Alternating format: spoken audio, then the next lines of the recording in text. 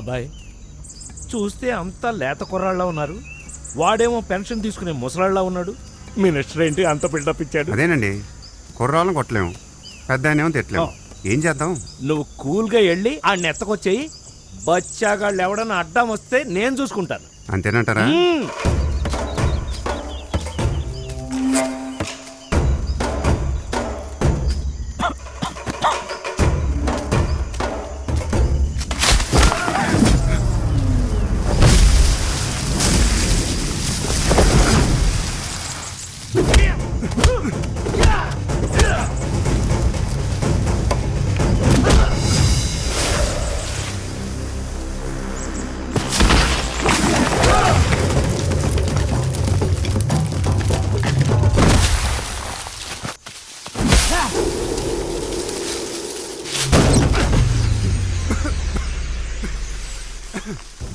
అవునా, లోడొత్తాలరా, check post పడుతుంది.